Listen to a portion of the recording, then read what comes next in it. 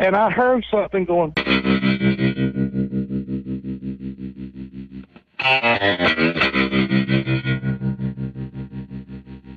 The problem with us when we get to starting about something, we never actually finish it because we branch off into so many damn different directions that every one of them has very important meaning towards what we're discussing in the first place. What we call a Bigfoot and a Sasquatch, we call them boogers in the South.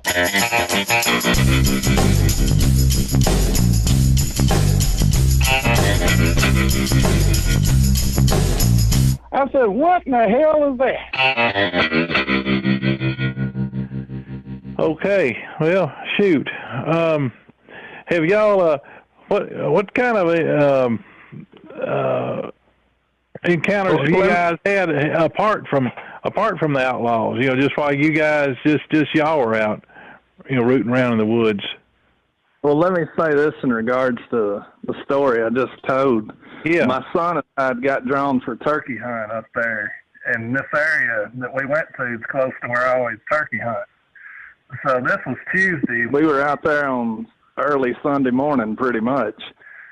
But we had some turkeys in this hollow. One of the hollows we heard something from, but they wouldn't come to us or anything. So we hopped in the truck. We were going to hop around and try to cut on our box call and get one to answer us. But we stopped up here close to where we'd stopped that night, and I cut on my call. And you heard, it was some weird attempt of an owl hoot. And my son turned to me, and he said, "Did you hear that?" I'm like, "Yeah, don't worry about it. Let's go on." And we rode down this road, and I'm showing him wood structures and everything. And he's like, "Daddy," he rolled his eyes, "we're here to turkey hunt. Come on." And I'm like, "All right." So we went on turkey hunting, but there was still one hanging around there. And he immediately knew what was going on. It was like, oh, no. Yeah. Yeah. Well, heck, you know, once you've you know, found some of this stuff, you know, things that you're relatively certain that, you know, that are booger related, you know, you just can't keep your eyes off the stuff. It's every time you're in the woods, you know, driving down the road, you're just, without realizing that, you're looking for the stuff. And, you know, I can't tell you how many times Bear and I have been riding out through the boonies, running our damn mouths like a couple of fools, and all of a sudden, one of us, you know, if it was the one in the driver in the passenger seat, you know, stop, back up, you know, and man, look at that twist over there, you know, or something like that, or whoa, I think I see there's a track, you know, on the side of the road, or something like that, or the one driving, you know, all of a sudden they slam on the damn brakes, the other one, you know, what in the hell, you know, gets towed through the windshield just about. And you know, you just spot it. You catch it out of the corner of your eye, you know. See, you just started something right there, Kumbo, because I'm going to let Shelley take over now. What happened to you that same weekend, Shelley, when we had this same discussion that Kumbo just had, and so you was on the passenger side of Larry's truck, correct? Yes. Yeah, we were following you guys. Yeah, and you started looking into the woods. Remember, I made that suggestion. I said, look, my wife will kill me because she won't look in the woods, so I'm driving and looking at the same time, so she threatens to kill me all the time if I don't concentrate on the damn road. So I try to talk her into driving so I can look, and she said, we'll never get nowhere because you'll have me stopping every few feet, all this kind of mess. But Shelley started taking this to heart. What happened up there at LBL that weekend, Shelley? Well, we were driving behind you guys. You know, we were all driving around, and Larry and I were talking, and, you know, I was scanning the woods, you know, looking for, you know, signs and different things, and we were just talking about different things, and I finally told him, I said, look, because, you know, you get dizzy after a while because you're kind of looking around so much. And I said, look, I just give up. I am not going to even look anymore. I'm tired of this. And I'm not going to see one anyway because, you know, it's broad daylight. It's like, this was like, what time, Larry, like 2:30 in the afternoon? I mean, believe that's right. Yep, nice sunny day. And so we were laughing. I said, and what did you tell me, Larry, that the percentage of daytime sightings? I can't even remember. Go ahead. It gets late. He said, I don't know, what, 60% or whatever, this percent, higher percent than nighttime sightings. I don't know. Anyway, he was probably pulling my leg. Anyway, so we were laughing and talking about other things. And we passed this, there was an open field with, you know, it has all the ridges, and there's an open field, and there was kind of a barn. I was just back off the road. And we were just going down the road. Larry was driving, and I looked over there, and I saw this bright red thing. And the first thing I thought was, that looks like a man shape. It had kind of like a little bit of a pointed head, but it had like head, shoulders, and I said, but it had long hair, and it was red. I said, it looks like a man, but it's got long red hair all over it.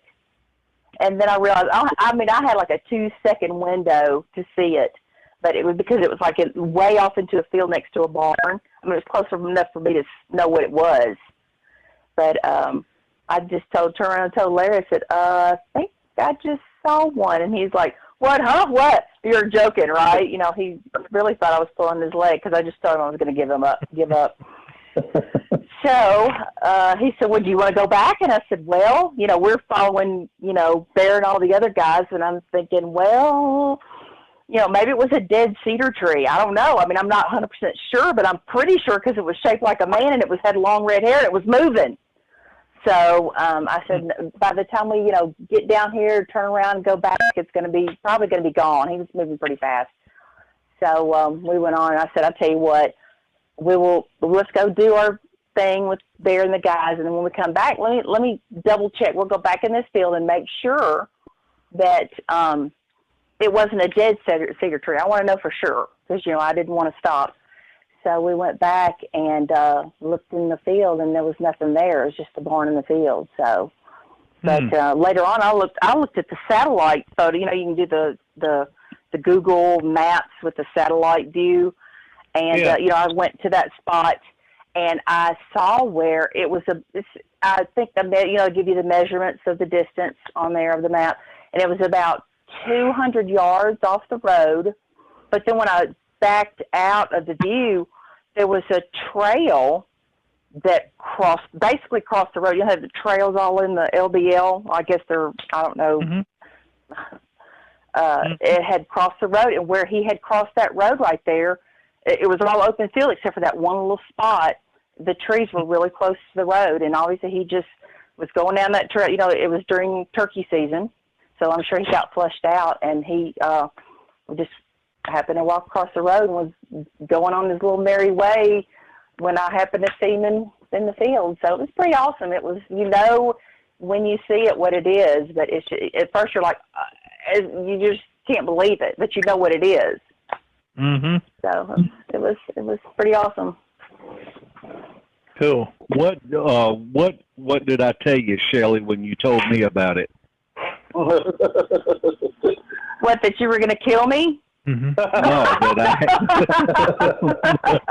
No, seeing one before you? that I hated your guts. No, I did. I told Larry that when I saw it. I said, Mark is going to kill me. But yeah. But, you know, it always happens so fast because you're just not expecting. People always say, well, "Why didn't you take a picture?" or "Why didn't you do this or that?" It happens that fast, like you can't even think about it. Right. A lot of people don't realize what they drive by every day. But of course, to be a safe driver, if you're in the vehicle by yourself, you need to concentrate on the road. But you know. If you've got a passenger, say like what Kumbo mentioned earlier, who's very enthusiastic about the subject, as me and him both are, if one of us is sitting in the passenger seat, we're constantly looking both sides of the road. But me and Kumbo, and I hope my wife don't listen to this show because she already knows it anyway, even when we're driving, we're still looking, aren't we, Tim? Yep, we are. Sure are. Scanning continuously. And it's amazing the crap that you can spot. And we found some we have found some good research areas accidentally like that. Find several pieces of key sign in a small area, in a relatively small area, and so we decided we're gonna come back here later, and we do. And in fact, one of the best research areas that we've ever had. The area where I know anybody that's listened to us very much has heard us talk about AP Road. Yep. We found that due to Bear and I had been out Bigfooting all weekend, and he was headed back to Grenada and on a Sunday afternoon, and he got caught short and had to stop and relieve himself, and lo and behold, I don't remember now if he made the call or if he heard the call, but next thing we know, he's got a booger running down on him. So anyway. Well, what happened was right there where I stopped, they had a power line right away, and the county or the federal government had just got through bush hogging that right away down. And no sooner, because I was there the week before, and the week before, that right of way wasn't cleaned off like it was the weekend that Tim's talking about. Yeah. And due to them coming through there with their tractors and their bush hogs, and they was bush hogging those right of ways down, a booger had bowed over a tree right into the middle of that new right of way. And I knew that bowed over tree was not there the weekend before because we had stopped up there on that hill right there, and I knew it wasn't there. So when I stopped to relieve myself, I saw that tree bow, I said, well, hell, I'll just do a call while I'm standing here. So I made one of my calls, and when I did, I'd be damned if I didn't get answered like boom. And like Kumbo mentioned, that's how we found AP Road was just off of a damn tree bow that wasn't there the week before. And that turned out to be the best place ever that I've ever known about for daylight sightings. Right. Yeah. It's continuously one of the better spots. When did we go back there? What, 2 years ago, 3 years ago? It ain't been that long ago, Hoss. It was April of last year. Yeah, April, about 13 months ago. Yeah, that's right. Yeah, we were back down there. Yeah, we said then we got to go there. I guarantee you that the boogers are still there, and yes, sir, there they was. It was kind of like they had missed us in the time because hell, it had been 6, 7 years. Yeah, something like that. Mm-hmm. Yeah, and it was like old home week or class reunion week or something when we went up there because when them things heard us when we called them that night, they just acted like they was plumb excited to hear us again. It was like they were way off. I mean, they were way off at the limit of our hearing. What we could hear, and they answered us. But by golly, they were coming, and they were coming quick. Yeah, they didn't hesitate. That's why we didn't do too much when I was up there at LBL because I didn't want to mess up Mark and Larry and Shelley research areas because I knew that they would be able to cover LBL a heck of a lot more often than we ever did. Mm-hmm. And we plan on going back in the future, and you can be rest assured that when we go back, Shelley, Mark, and Larry will be with us. Yeah, we've been slowly inching our way into the danger zone up there. So I think we've probably gone about as far as we're going to go for camping. But yeah. Well, I tell you what, we'll go anywhere y'all go, and it don't even have to be Tennessee. Wherever y'all want to go, we're going. Oh man, I want to know. We need to have an outing up here around in Missouri, and I spent the Wednesday night, Thursday night, Friday night, and Saturday night up in Iowa, and south of Pella, Iowa, up on Red Rock Lake there, and up on the south side of the lake, and in a nice Corps of Engineers campground out in the middle of nowhere. And I went out several times walking the dog, and then we'd get way out sort of to ourselves and just stand there and I was listening and stuff, and never heard a dadgum thing. So I don't know if there's just too much stuff going on in there that and the boogers just aren't in there or what. But I know this is on the Des Moines River. I know on down the river a ways, that places eat up with them in a couple of places. But I've been wanting to get back up there. Haven't been able to do much research in that area for a while, and I live dadgum within 2 hours of it, or less. Well, I know this, that booger hunting, once you realize what is out there, and like Shelley was talking about, when you start hearing those tree knocks and differentiating between, things you used to not listen for, and now it's almost automatic that you can automatically hear these things after you train or coach yourself to do this on a more than average basis.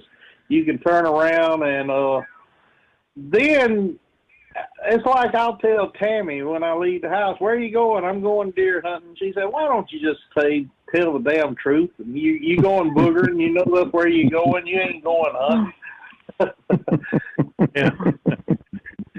So Shelley, have you had anybody while you've been sitting there listening to those recordings, or you found a good one that you keep? I know you listen to it over and over and over again and stuff, and you try to back up and turn the volume up higher so to see if there's something that went on in the background that you missed and stuff, and had people walk up there. "What is that you're listening to?" Yes, I had my coworker did that. She said, "What?" It was really windy, and it was like, I haven't turned up all the way because I have to hear the stuff in the background, and you kind of ignore the foreground. And it was really, really, really windy. When we were up there at LBL that weekend, it was how windy it was. It was like the whole week of audio I listened to, and I had it really loud. And she's like, "What is that?" And I said, just one of those nature recordings, like the kinds the calm you down. Chill you out. Yeah, I know what you're talking about.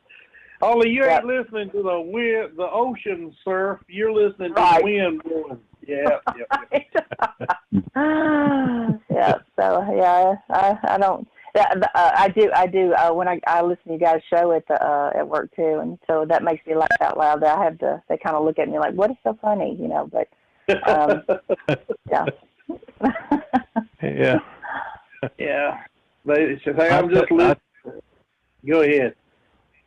I'll tell you one thing that was pretty interesting that she caught was and this was, I don't know, about a month ago, and me and Larry were going back to retrieve the drop boxes, and we got to drive down a gravel road for several miles, and then we take a dirt road that ends into a cemetery. And then we have to get out, and we've got to walk about a mile and a half. It takes about 15 minutes.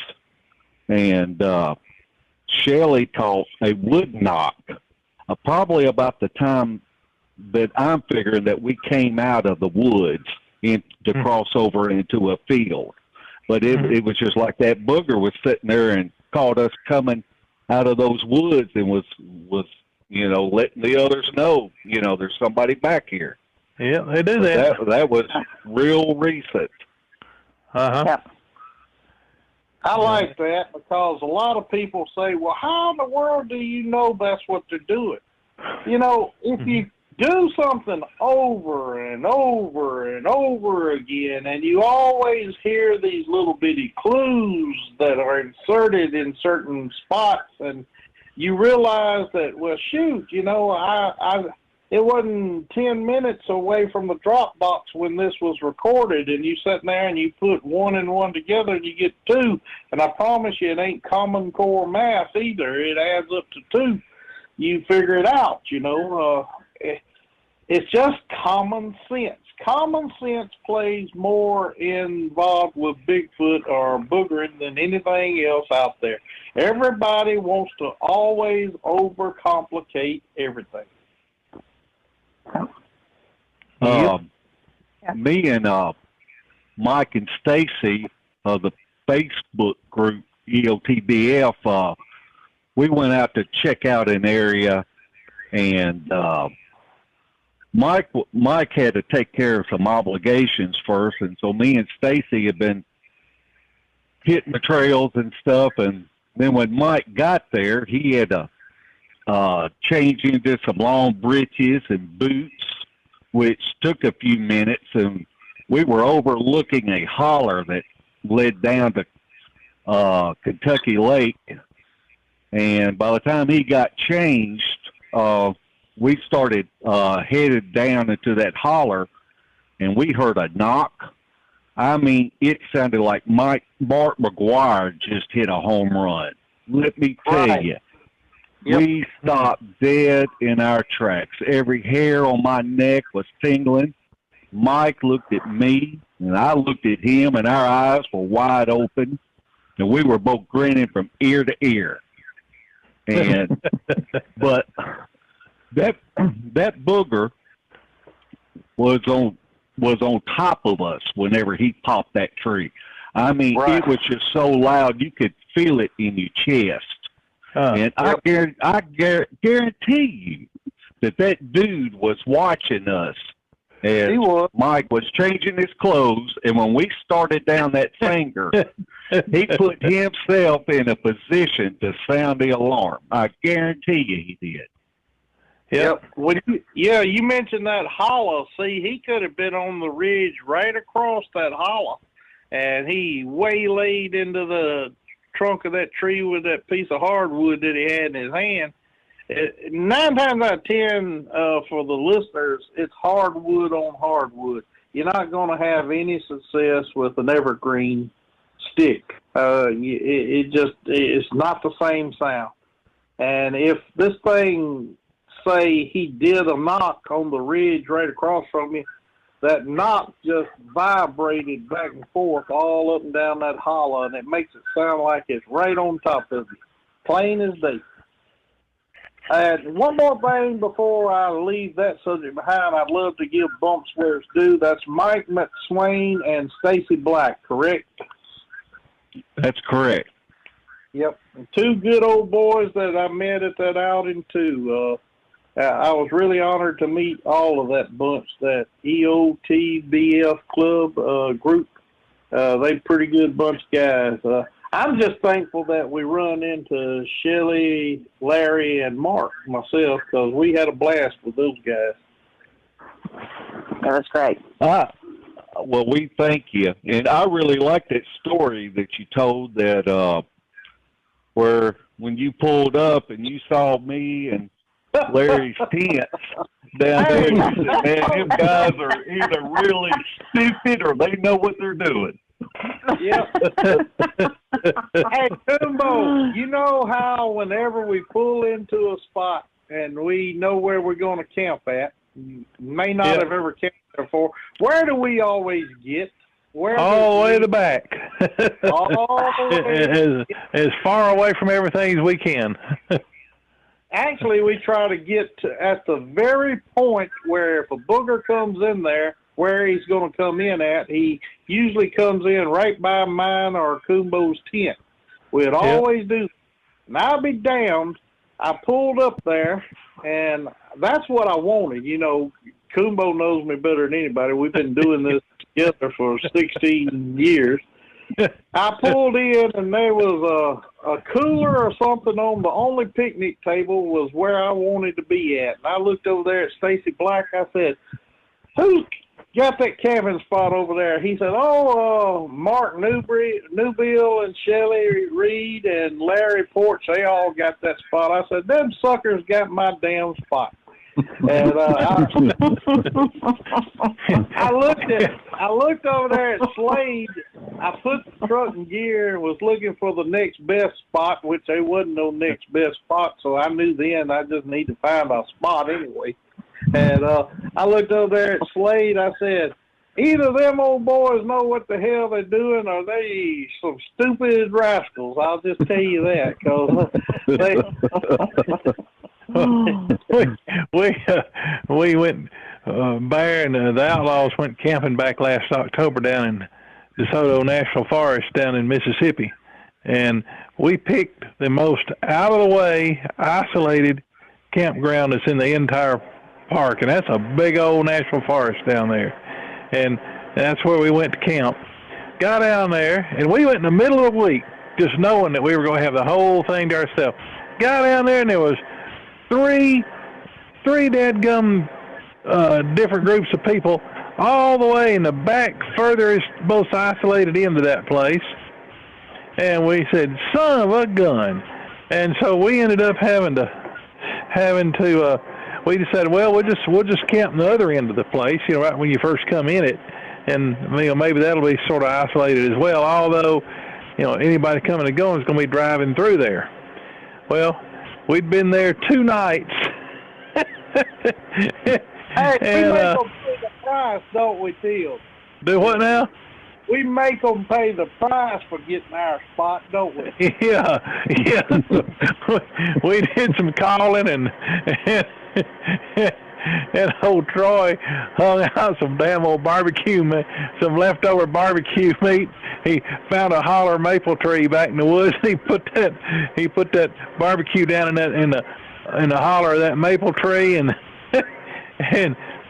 that night about 2:30, 3 o'clock in the morning, there's a dadgum booger cut loose down at that end, back in the woods. I bet he wasn't 20 yards back in the edge of the woods down at that end of the campground. He cut loose, and I mean, it was rattling us 250 yards away down at the other end of the campground. And then all of a sudden, there was lanterns come getting lit. There was cars cranking up. And these people were not camped. They weren't camped together in one group. They were 3 individual groups. By 3:30 within the next 30 to 45 minutes, all 3 of those groups had packed up and hauled ass in the middle of the night. They were gone by 3:30 a.m. Yeah. Gone. Was gone. Totally gone. Yeah. Tammy looked at me with that evil look in her eye, and she says, "Don't even think about moving your damn kid over there."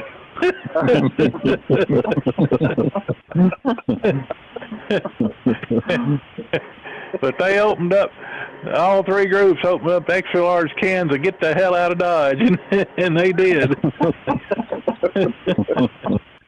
Well, I think they thought we was crazy anyway, but then when those things started growling and yelling at them behind their tents in the woods, they knew it wasn't us then. So they decided to get the hell gone. Yeah. Up until that time, they thought we was a bunch of crazy folks, you know. Yeah. I felt sort of bad that, you know, that we'd set them up like that, but nah.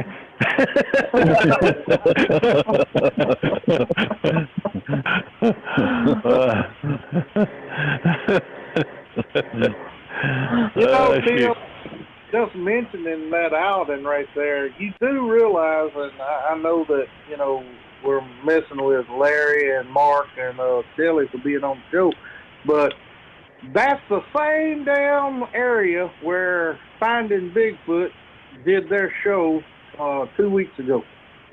Really? Yeah. Only they did all theirs in the eastern section from where we was.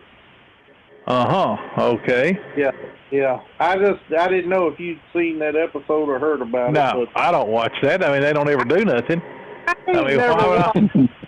I never watched the show anyway, but Michael Stuckey sent me a email, and he says, "Hey, Bear, Not Finding Bigfoot is researching in Mississippi. You need to watch the show." And I found myself with nothing to do, and I be damned, I just turned it on over there, and they was talking about Holly Springs National Forest.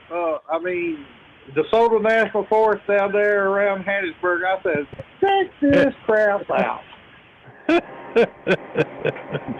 Yeah, I bet I know exactly where they went too. Yeah. And yeah. In fact, I'd bet $1,000 I know where they went. Exactly where they went. You do, and I do too. Yeah. we were down there, and we went up up close to Camp Shelby, and there was a bunch of stuff going on up there. But we thought we got up to this one area, and we thought they were running tanks around in the woods, and so we kept waiting on the tanks to go, because it's a really good area. And we kept waiting on the tanks to go away, and we sat out there, and we waited. Well, them damn things, they're just running around out there. Then all of a sudden we figured out it was a dadgum pumping station right over the dadgum hill on this gas line. It was a natural gas line. Natural gas pumping station, yeah. And they were running the pumps off natural gas, and yeah. And they were popping here. We didn't know what the hell was going on. Yeah, we felt like a bunch of idiots. But we also got them boogers coming from the south of there, coming toward us too. Remember, yeah. Oh yeah. Yeah. Oh yeah. Yeah. Yeah, my wife doesn't laugh at me anymore when I do it, because she went on that outing. She got to hear them. She got to hear us. We got to hear old Peck wound up and did a one of his absolutely unbelievable siren calls. Son of a gun! If we didn't get a good answer, I mean a good one, and of course she wasn't too interested in hanging around for that and to come to us. Yeah. But anyway, so have you guys know what we're talking about? What we call a siren call? Yes, sir. Dominance call. Have y'all heard one of those or recorded one of those yet? No, I have not heard one or captured one yet. Huh. Okay. Yeah, it's they're pretty rare. The way we talk about them makes it sound like that. We hear them all the time, but we don't. I've only heard them a few times in a few specific places. Yep. It's normally where boogers are listening to trains running the same rail lines, or they near a barge, a river barge. When they run up and down them rivers, they'll cut loose on their darn horns and sirens all the time. And usually when a booger hears that replicated every day, every night, they're just bored. And so they start doing what we call a siren call, and that's what it sounds like. Sounds just like a damn siren going. Well, but they'll also use it as a dominance call as well. Yeah, they will. Yeah, they will. And that's how we use it. We'll go into an area, and cut loose with one, and a lot of times we get if we get a result, it's an immediate result. I mean, as soon as we finish the call, the son of a gun will already be answering us back. Right. It's almost instantaneous. If you get any response at all, it's going to be instantaneous. Yep. So. they're very possessive of their territory, and everything that comes with the territory. They're very possessive of their females. They're very possessive of their food supply and their territory. I'd like for you guys to talk to us about, things that, other subjects and stuff about audio and recording and things that other folks can do that, that they might not even realize that they're capable of doing. So I'm going to turn it over to you guys now. I've had I've been fortunate enough to have two mentors that have taught me a lot about audio. One is Randy Savage, and the other is Dave Jett. And it's important to me that I give the same opportunities to others that want to contribute, to finding evidence. You could be housebound and not able to hit the woods, and you can still help researchers figure out new research areas or travel routes or how many might be in a troop by reviewing audio. And I'm going to tell you, it's an adrenaline rush to be sitting there listening, and all of a sudden you hear a booger howl and the coyotes go berserk. And it doesn't really take much money, to get involved in that. If you've got a laptop, really all you need is an email address and a pair of headphones. And I have been more than willing to help different people to download the free software so that you can capture and clip out, sections of interest and teach you what to look for and listen for, And I kind of look at it, it's really my way of giving back to the ones that have, helped me. And I have spent a lot of time building a library of known animal sounds, and every animal has its own sound frequency. And it's pretty much like looking at a picture. And owls, they have their own sounds, and that's why it's so easy to look to see if it's something that's mimicking an owl. And all the thing you have to do is pull it up on, if it's something don't sound right, you could just pull it up on the spectrogram and look at the sound frequency of it and see what it looks like. And that will just, it just writes volumes about what it is out there. I mean, there's no way that you've got a 800-pound owl out there hooting. There's just no way. Or like you've probably heard me talk about, the 800-pound tree frogs on spring peeper tree frogs on Bear's farm. Absolutely. Yeah. I'm really glad that you're discussing this, Larry, because this truly is a way that a lot of folks haven't thought about, that they can be involved and help researchers, because we spend probably as many hours on the computer studying topos and Google Earth and such as that before we go out than we actually spend in the field. If you're gonna be successful at it, you've got to know what to look for, and people can be trained how to do that.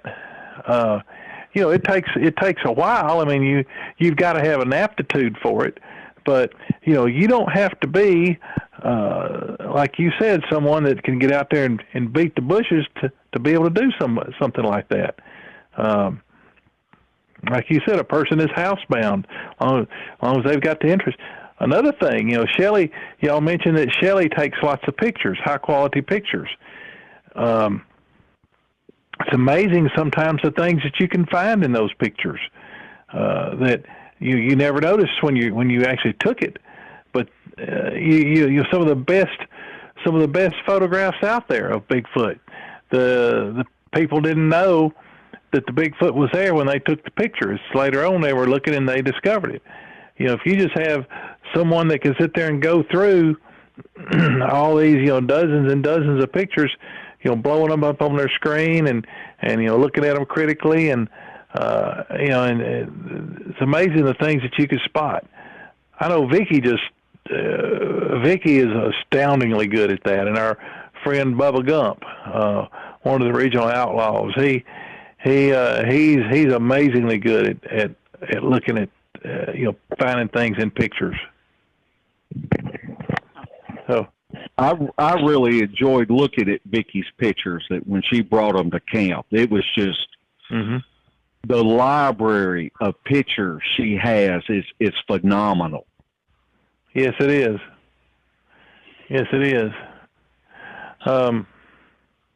I want if he would come in on this subject real quick though. I want Matt's take on the photos, because I know that me and Matt talk quite often, like me and Kumbo does, and one of our pet peeves is finding a photo and people think they see a Bigfoot in it, and before it's all said and done, once that photo made the rounds, somebody's done taken a red magic marker and circled about 20 other boogers in that damn picture. I wish Matt would come on here and throw his grievance into this one. Well, my popular opinion isn't that popular. Well, that's because they don't want to hear what you got to tell them, Matt. Well, it's just, I've been doing this for a long time, and everybody wants their picture to have a Bigfoot in it. And they don't want to hear that, hey, it's probably not a Bigfoot. It's probably something else. There's a number of things that it can be. The odds of you getting a photograph of a Bigfoot are so astronomical if you're just blindly shooting into the woods. Now, we're not talking about situations where, trail cameras were triggered by motion or something, or you heard something in the brush over there, so you snapped off some photos. But whenever people just start blindly taking photos of the woods and then running home and looking at them until they find the Bigfoot, that's where I start having issues. It's just very unlikely that's going to happen, and the idea of within a 20, 25 foot area that you photographed is going to have 5 or 6 of them in there, that's the odds go even farther. So I would just suggest that people be open to other opinions. Everybody's going to have an opinion.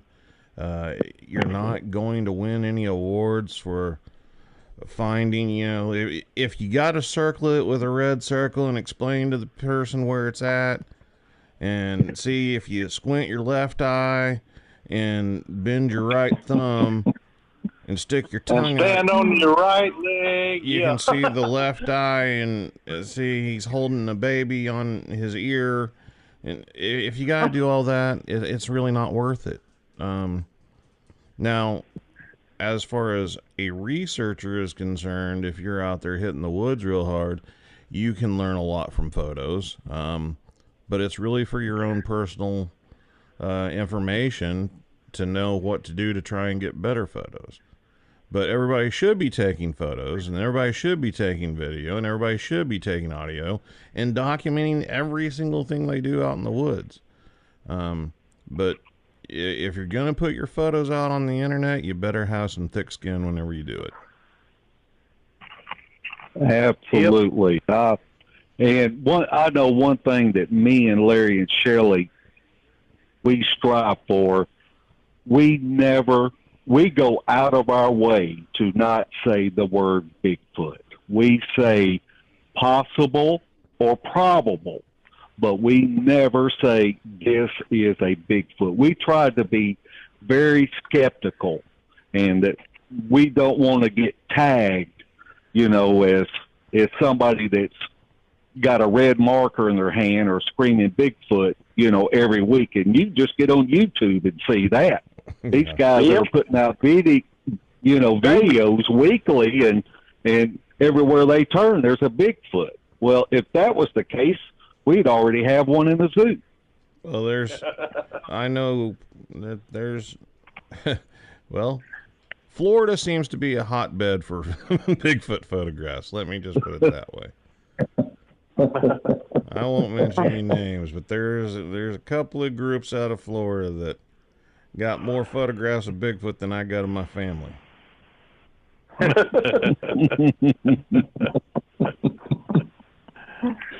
I've only ever known of one guy that could consistently come up with Bigfoot photos, and he's the only person I've ever known.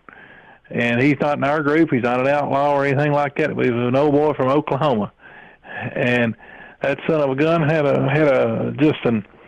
an absolutely awesome and sort of unique research area till he screwed up and let some folks in a certain organization know where it was, and it got ruined quickly after that. But he had a pretty amazing collection of pictures that he had taken, and they were the real deal. Well, he put the time in, he put the effort in, he earned the trust. Everything else, his biggest screw up was letting strangers come in there who conned him into thinking that they could take what he has already filmed and run with it. Yeah, they run with it all right. It, slap them to the ground. Just because a booger is got a trust relationship with a certain person, and it don't happen overnight. I mean, you got to put some time in, and you can't be taking every Tom, Dick, or Harry, or Jane, Julie, or Suzanne in the woods with you. You got to consistently be the same person, do the same things, wear the same cologne, don't add nothing different to the situation. They've got to recognize you and see you on a daily or weekly basis till they understand that you belong there, and that's what you're trying to accomplish, is to give them the assurance of you are there, but you're not pushing the envelope any. All you're doing, you're becoming a regular part of the scenery. Once you've established this, which I think about 9 to 10 months is, if you establish enough trust within that length of time, you've done damn good. Usually it takes longer than that. It takes up to a year, sometimes 2 years, to create this kind of relationship. And I even hate talking about that, because a lot of people take the human language when I say relationship and make it more into something else than what I'm really trying to discuss. But what you got to do is become something familiar in that area and something that they don't feel threatened by. And once, after a certain length of time, and you become a fixture in that general area, these things will start not communicating with you, but messing with you, jacking with you, and to the certain degree that you could possibly end up doing things like taking photos, and not perfect ones, but you're going to get some decent little pictures, like what Kumbo was talking about. But the minute you bring somebody strange in there that they're not sure of, they don't know, and you sitting there and you bragging to everybody and you showing everybody all these recordings and all this video and everything else, well, I got to see it for myself. I got to see it for myself. And you take them in there, that one little step can screw up the whole thing. And it'll be screwed for the rest of your time in there. You could probably come back on your own later, but you have to reestablish and reaffirm that relationship that you had that took so long to get to that point. And I'd also like to add to that it don't have nothing to do with leaving a damn jar of peanut butter on a tree stump. No, it don't. It don't. I'm glad you said that. Very good. Yeah. Yeah. But getting back to, say, the recordings, what Mark mentioned earlier, isn't there a spectrogram or something that, that takes gives you a graph type deal? Say, comparing a real barred owl to, say, a Bigfoot imitating a barred owl. What kind of difference do you see in that spectrogram type deal, Mark? You will see a lower frequency with an 800-pound owl.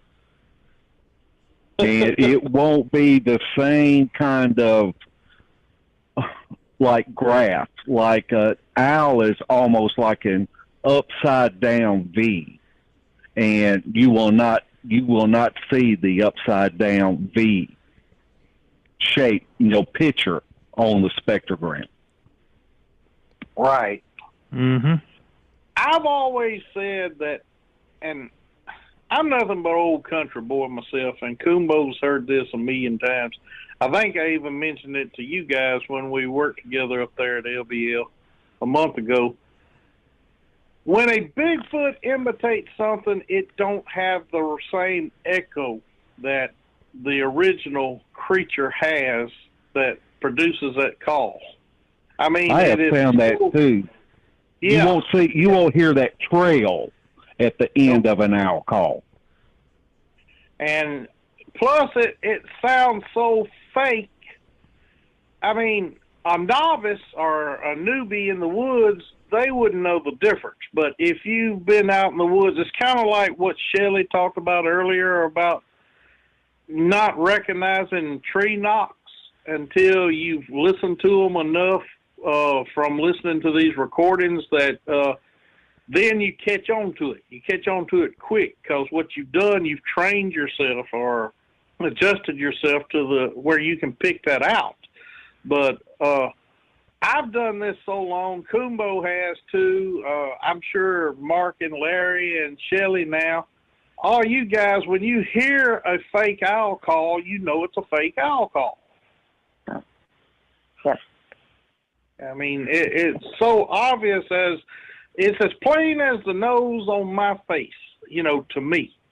But Absolutely. It's hard for somebody sitting here to listen to us talk about this to comprehend or understand, well, how come they can catch on to it so quick, but I can't? But it does take a lot of, I guess, dedication in what we've been doing. And I've been doing this a long time. I mean, about 45, 46 years. And Kumbo's been doing it at least that long. And it takes a lot of personal schooling and training that you learn through experience to catch up on all these things. But if it does show on a different ground or graphed imprint, what you was talking about earlier about people sitting at home not feeling like they're able to contribute nothing to the research of this, they could make themselves very expendable in regard to people needing their assistance in furthering research. I'm more than willing to help train anybody that wants to learn. The only thing you have to do is contact me, and it doesn't really cost any money. It just costs that desire to want to find evidence. Don't do it. He's a slave driver. Mark's sweatshop. That's what it is. I bet you money. I met these three guys. I tell you what, it was a blast being in the woods with them. I can't wait until we get together again. I can't wait till Kumbo meets them and all this. And but they tickle the hell out of me. Larry's a lot like me. He don't give a darn about all this electronic, whatever, mumbo-jumbo crap. Everybody looks at me. We pulled up at a site. this guy got in contact with us in northern Alabama several years back, and he said, I got them on my property. Would you come see what I got? Would you come see? I said, yeah, I'll come over there. So I went over there. I showed up. I get out of the truck. I didn't have a video camera. I didn't have a recorder. I didn't have nothing. He looks at me and he says, ain't you coming to research this thing? I said, yeah, you asked me to come over here. He said, well, where's all your equipment? I said, what equipment are you talking about? He said, where's your thermal, your night vision, your recorders, and all that? I said, well, I really don't use all that kind of stuff. And I heard through the grapevine later that this cat turns around and he was telling everybody else, you know, that old bear, he don't take nothing in the woods with him, so I don't believe a word he says about anything he does. And I just started laughing. I said, well, what he didn't realize is I'm a tracker. I don't do all that kind of stuff. I don't know nothing about a damn recorder or night vision or whatever. Only things I've ever used was Dan, Ricky, or somebody else had it, and they said, here, Bear, look through this. I said, you sure which end I need to look through? But, you know, even Kumbo don't even do like he used to do. Kumbo used to have all this equipment, but he don't even take it in the woods anymore, do you, Hoss? No, not hardly.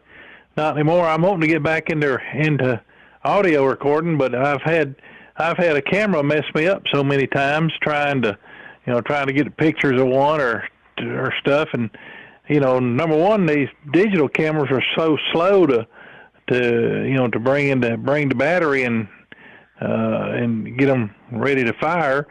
And then number two, I know that the boogers can see them, and, you know, they don't know. They're not smart enough all they know is you got something in your hand, and they know that stuff in a human's hand is not good, you know, is bad news. So I don't carry a camera anymore other than just what's in my cell phone, and I don't carry, I hadn't carried a recorder for years. You know, my own recorder, I've carried them that belong to other people and stuff, but like I said, I just don't tote near what I used to in the woods. I always at least like to have a recorder on me, because you know what? That one time you don't have it, you're going to hear that awesome, unique call, and you're not going to get it. That's why I keep mine. Yeah, you remember the T-Rex squall, Kumbo? Oh God, yeah. We'd have never recorded that if it hadn't been for Mike Stuckey just accidentally had his own. Yeah, I pulled up in front of the camp and got out of the truck, just assing around, just being stupid, and let out a call, and instantly one answered us just right up, literally just 50 yards away, something like that, maybe, if that far, and right in the edge of the woods. Scared some old boys half to death. Yep. I mean, you know, a lot of campers packed up and left that night too, Tim. It wasn't us, but yeah. Yeah, that was in daylight. It was, you know, it was like 4:30 in the afternoon, but yeah, it was daylight. They packed up and got the heck out of Dodge. Yeah, they ain't never heard a T-Rex scream in Alabama, especially northern Alabama anyway. You know, we find it helpful. I'll usually wear a boonie cap, and I'll stick my recorder and leave it running and put in the earbuds. And it is just like having superhuman hearing. And I'm going to tell you, if these deer hunters knew about this old Indian trick, they would be using it, because you can hear things that you just cannot hear with the human ears. And it is a good thing to be able to hear if something's, you know, maybe paralleling you on another trail or something like that. It's just superhuman hearing. Yeah. Yeah, I do have a set of bionic ears that I wear, and on occasion, and yeah, it's astounding what you can hear. And I remember we were out one place that we thought, I thought I was in the middle of nowhere. I didn't think there was another human being within 40 miles of me. turned those boogers on and put them on, and I clearly heard a chainsaw running. It sounded like right over the next ridge over. I was so disappointed. And the things worked too good. They picked up so much I couldn't even concentrate on what I was trying to do, because in the background all I could hear them dadgum chainsaws running, and it was a logging operation because it's chainsaws and skidders, and I take them off, couldn't hear a thing. Put them back on, they was worrying me to death. Yeah, you'd be surprised what those things pick up. Like I said, I listen to hours of audio. There are a lot of airplanes and trains that we don't hear or pay attention to. I mean, there are a lot. Oh, yeah. Mm-hmm. It's constant almost. Yeah. I tell you what, I lost it when I had a hard drive die on me years ago, but I used to have some terrific software for analyzing hours and hours and hours of audio tape. And you could set it up. You could set gates on it to look for certain types of noises and stuff. And I need to get that going again and get back into the audio game.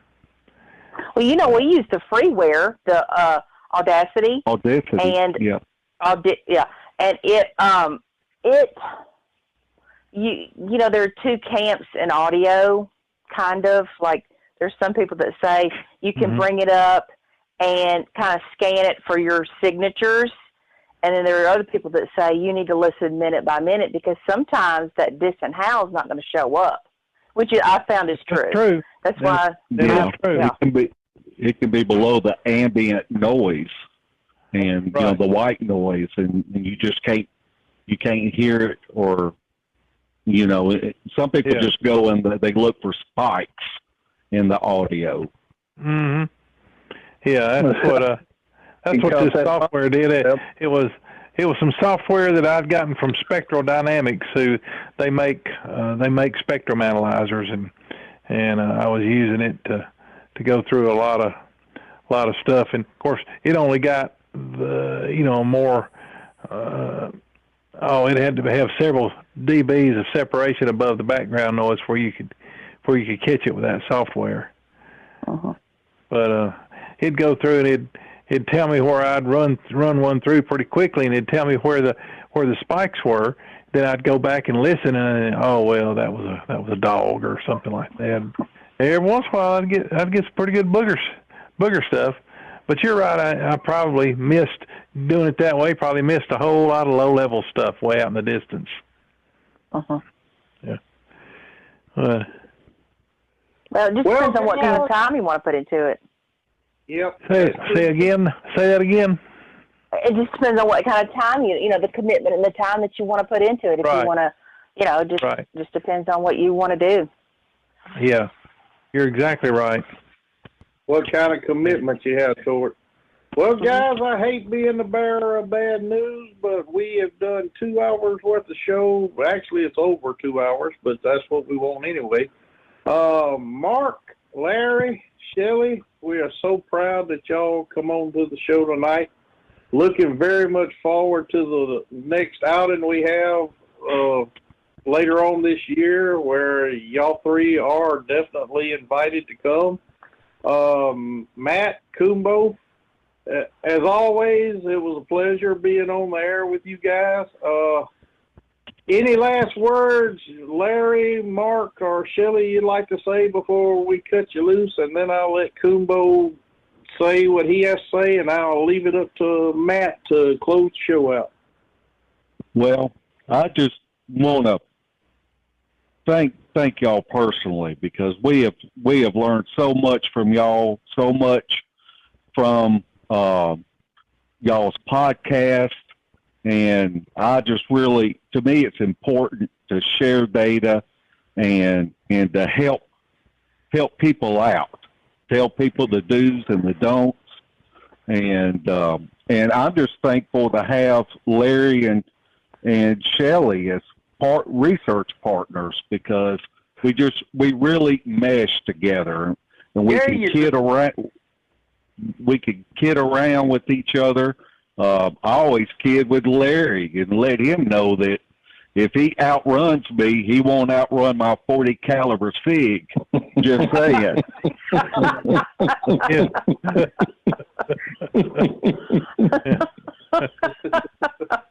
He's just trying to get us killed anyway, so. There you go. Say it, Shelley. You learned it from Dan Ricky. Say it out loud. We're all going to die.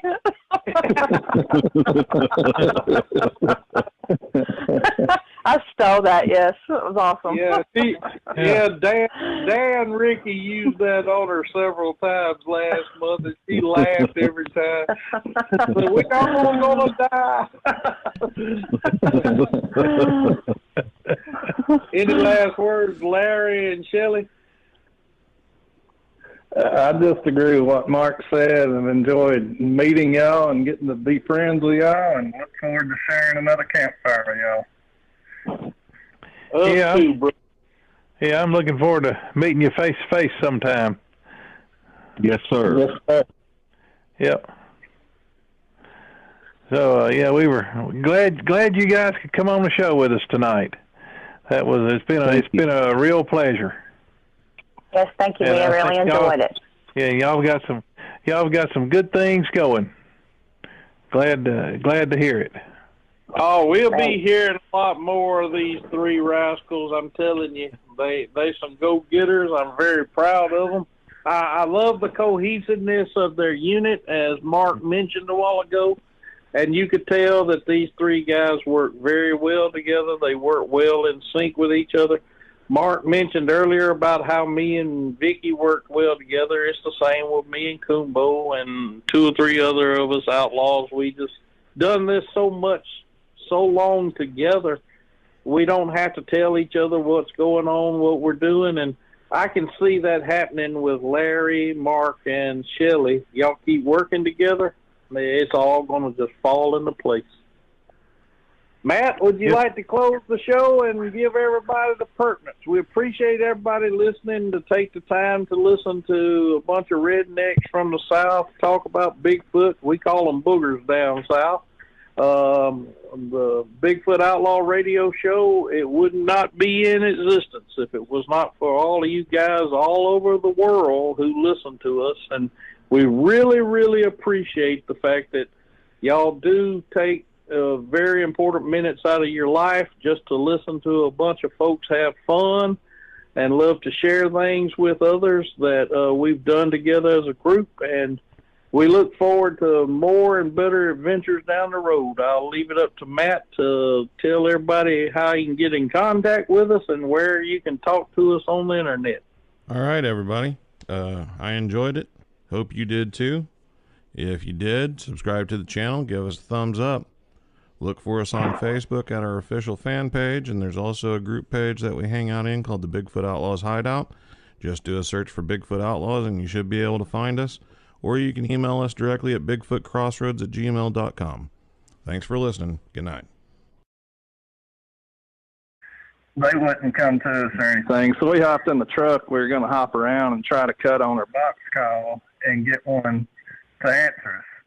But we stopped up here close to where we'd stopped that night, and I cut on my call, and you heard it was some weird attempt of an owl hoot.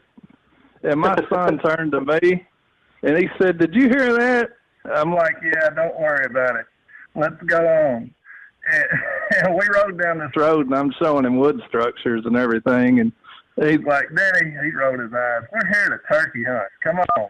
And I'm like, "All right." So we went on turkey hunting, but there was still one hanging around there. And he immediately knew what was going on. It was like, "Oh, no." Yeah. Yeah. Well, heck, once you've found some of this stuff, things that you're relatively certain that that are booger related, you just can't keep your eyes off the stuff. Every time you're in the woods, driving down the road, you're just without realizing that you're looking for the stuff, and I can't tell you how many times Bear and I've been riding out through the boonies, running our damn mouths like a couple of fools, and all of a sudden, one of us, bright red thing. And the first thing I thought was, that looks like a man shape. It had kind of like a little bit of a pointed head, but it had like head, shoulders, and I said, but it had long hair, and it was red. I said, it looks like a man, but it's got long red hair all over it. And then I realized, I had like a 2-second window to see it, but it was because it was like way off into a field next to a barn. I mean, it was close enough for me to know what it was. But I just turned around and told Larry, I said, I think I just saw one. And he's like, what, huh? What? You're joking, right? You know, he really thought I was pulling his leg because I just told him I was going to give up. So he said, well, do you want to go back? And I said, well, you know, we're following, you know, Bear and all the other guys. And I'm thinking, well, you know, maybe it was a dead cedar tree. I don't know. I mean, I'm not 100% sure, but I'm pretty sure because it was shaped like a man and it had long red hair and it was moving. So I said, by the time we, you know, get down here, turn around and go back, it's probably going to be gone. He was moving pretty fast. So we went on, and I said, I'll tell you what, let's go do our thing with Bear and the guys, and then when we come back, let me double check. We'll go back in this field and make sure that it wasn't a dead cedar tree. I want to know for sure because, you know, I didn't want to stop. So we went. If it was the one in the driver in the passenger seat, you know, stop, back up, you know, and man, look at that twist over there, you know, or something like that, or whoa, I think I see there's a track, you know, on the side of the road, or something like that, or the one driving, you know, all of a sudden they slam on the damn brakes, the other one, you know, what in the hell, you know, gets stowed through the windshield just about. And you know, you just spot it. You catch it out of the corner of your eye. You know. See, you just started something right there, Kumbo. Because I'm gonna let Shelley take over now. What happened to you that same weekend, Shelley, when we had this same discussion that Kumbo just had? And so you was on the passenger side of Larry's truck, correct? Yes. Yeah, we were following you guys. Yeah, and you started looking into the woods. Remember, I made that suggestion. I said, look, my wife will kill me because she won't look in the woods, so I'm driving and looking at the same time, so she threatens to kill me all the time if I don't concentrate on the damn road. So I tried to talk her into driving so I can look, and she said, we'll never get nowhere because you'll have me stopping every few feet, all this kind of mess. But Shelley started taking this to heart. What happened? And I heard something going.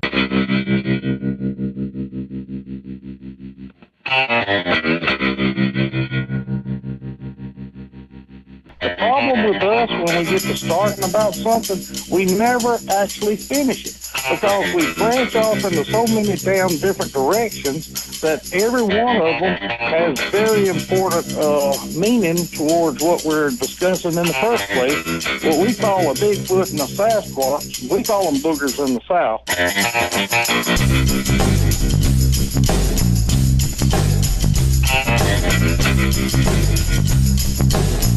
I said, what in the hell is that?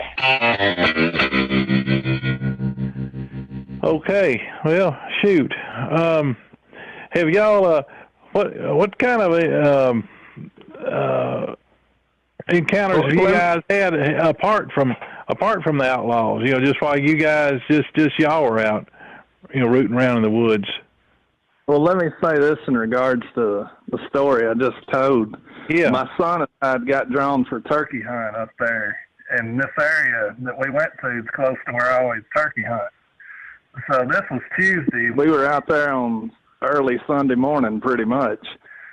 But we had some turkeys in this hollow, one of the hollows we heard something from. But up there at LBL that weekend, Shelley? Well, we were driving behind you guys. You know, we were all driving around, and Larry and I were talking, and, you know, I was scanning the woods, you know, looking for, you know, signs and different things, and we were just talking about different things, and I finally told him, I said, look, because, you get dizzy after a while because you're kind of looking around so much. And I said, look, I just give up. I am not going to even look anymore. I'm tired of this, and I'm not going to see one anyway because, it's broad daylight. It's like, this was like, what time, Larry, like 2:30 in the afternoon? I mean, I believe that's right. Yep, nice sunny day. And so we were laughing. I said, and what did you tell me, Larry, that the percentage of daytime sighting? I can't even remember. Go ahead. Getting late. He said, I don't know what, 60% or whatever, this percent, higher percent than nighttime sightings. I don't know. Anyway, he was probably pulling my leg. Anyway, so we were laughing and talking about other things. And we passed this, there was an open field with, it has all the ridges, and there's an open field, and there was kind of a barn. I was just back off the road. And we were just going down the road. Larry was driving, and I looked over there, and I saw this